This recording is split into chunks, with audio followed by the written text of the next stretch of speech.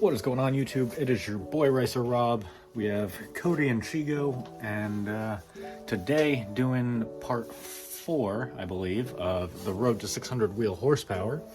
In our last video, part 3, we unboxed the giant Burger Motorsports order that contained port injection and my new intake manifold. So we are going to be removing the stock intake manifold, and I'm going to walk you through how to install this port injection one. I did get some 750cc DW injectors as well. It's going to be a little bit of an overkill for my application, but if I do ever go single turbo, then I will have the proper fueling. And the first thing we're just going to remove is the AFE intakes that we had just put back in. So those are coming out first, along with the heat shield, and then it's going to be a couple bolts, I think, for the intake manifold, but I will take a clip when we get there.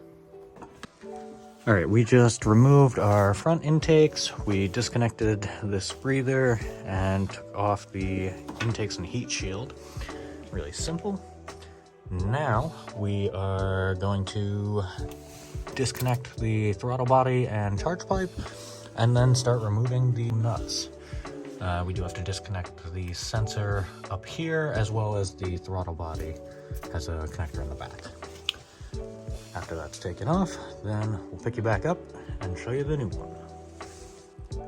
All right, just disconnected everything. Now intake manifold removed. Bam.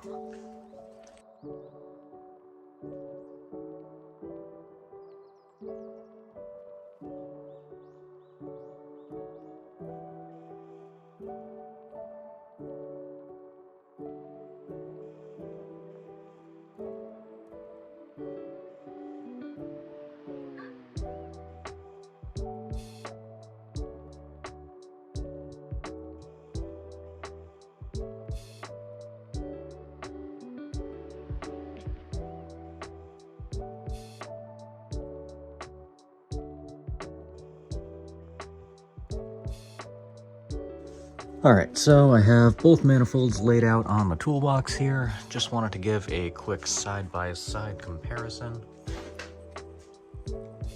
Phoenix Racing is significantly beefier, especially in the runners.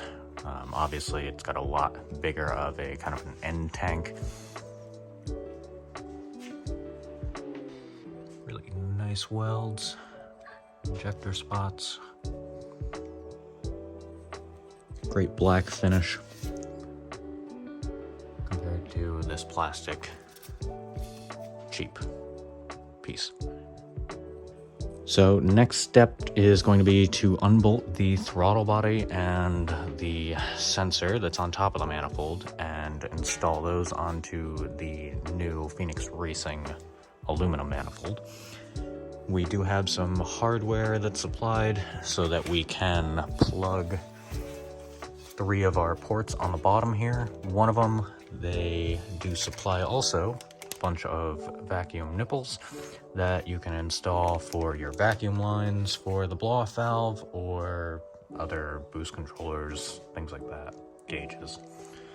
So we are going to start transferring the brackets and the throttle body, and once that's complete, I will pick you guys back up.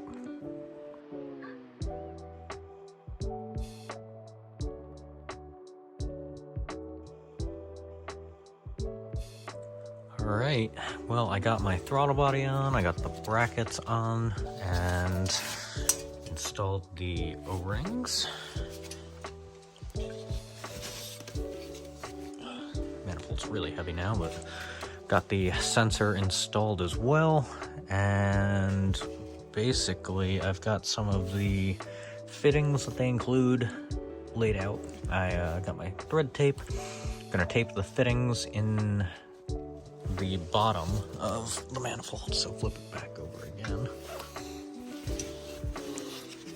And we just need one vacuum nipple for our blow-off valve. So I'm gonna use this small one, put some tape on it, and install it down one of these 2 ports. And then the remainders will be these black little plugs. Just gonna do 3 to 4 wraps, full wraps of thread tape, and then they should be leak free.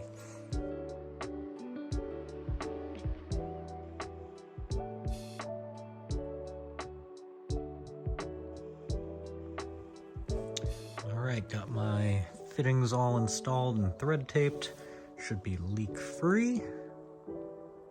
Next step is going to be put the fittings on the fuel rail and then insert the injectors. Alright, grabbed our fuel rail. I have tightened the little AN fitting on the bottom that is by the holes for the injectors. And then it does include 2 end caps that just need to be tightened as well. Reminder, do not use thread tape on fuel associated fittings just because it will eat it. There is a yellow thread tape for fuel lines, but they do have O-rings to seal.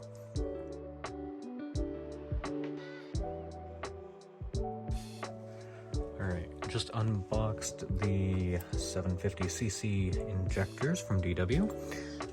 They do include a small packet of super lube, so just going to lube up those O-rings and then insert each of the 6 injectors.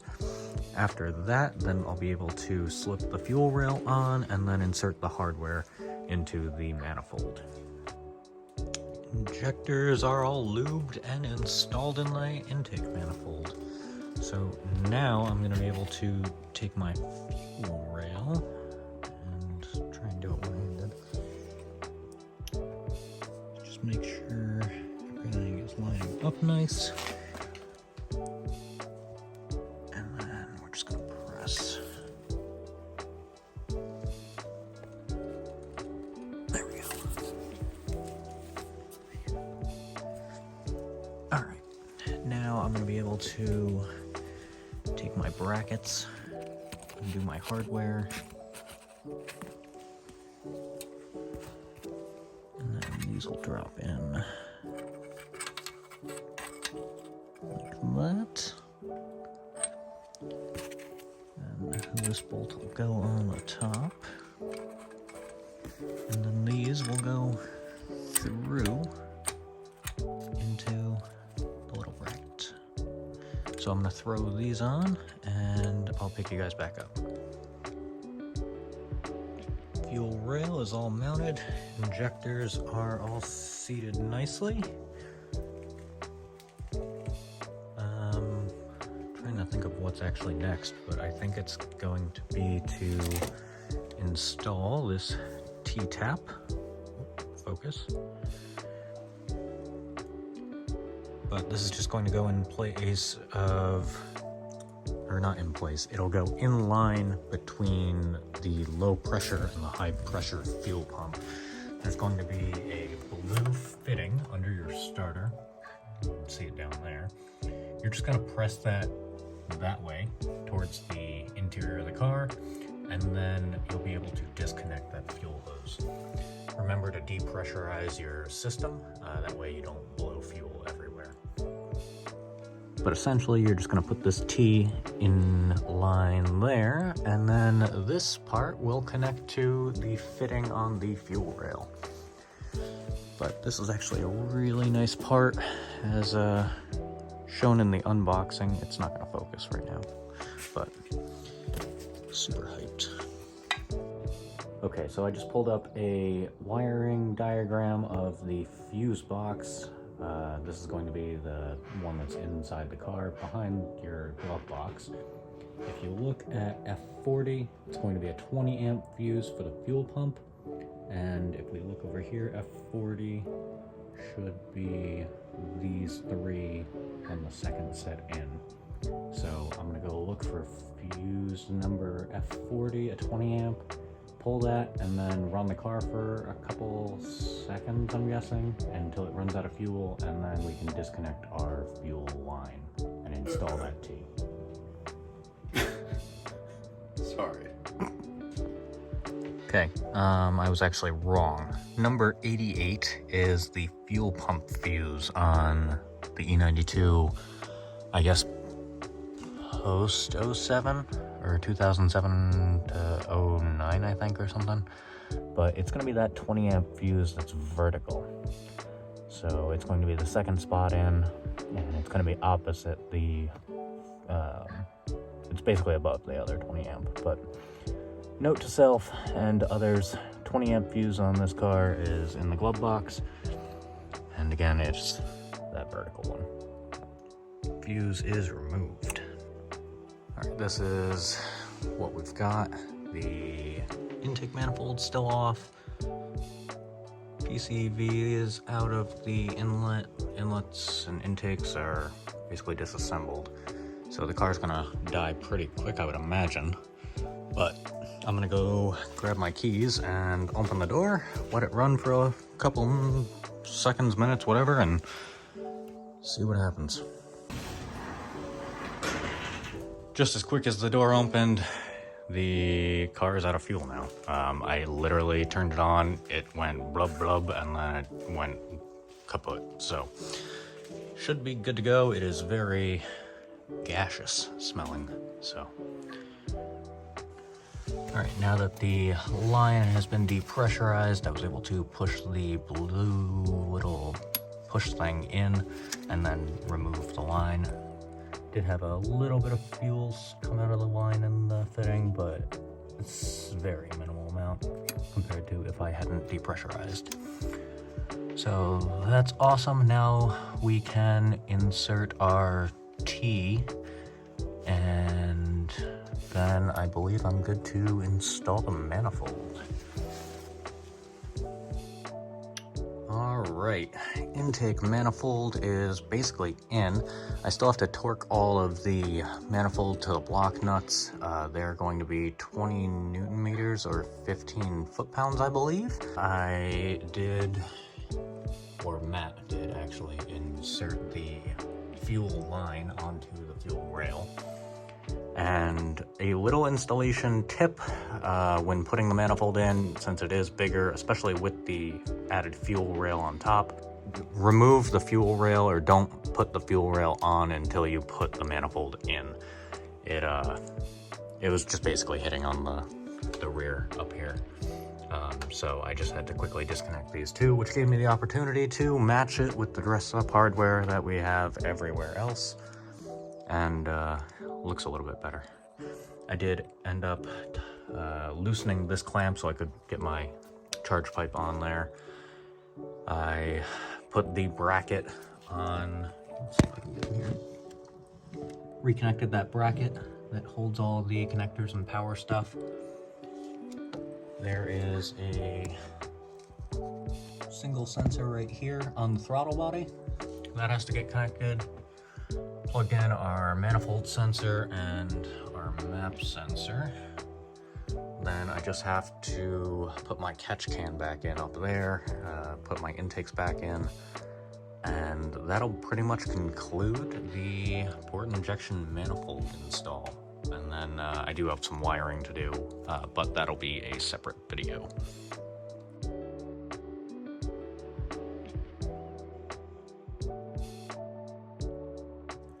Alright, just got the intakes back on, and I've gotten everything pretty tight up here. The sensors are all plugged in, catch can's back on.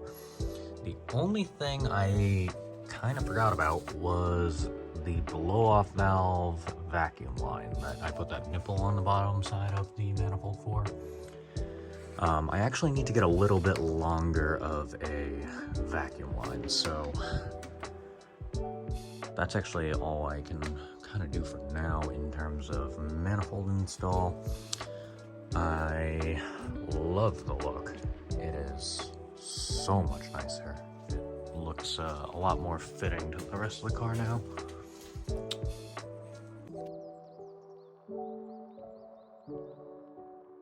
Alright, as a final step, installed my injector harness, ran over to the DME where the port injection controller is going to be wired in over here. I will be doing a install video on that, but it is like, again, 2 a.m. right now, really snowy outside. I'm out of propane in the current tank and canisters, so I think it is time for me to call it a night. But again, I basically got all the port injection parts installed. I was hoping to get the oil change and sport oil cooler done today, but I think that's going to be its own video.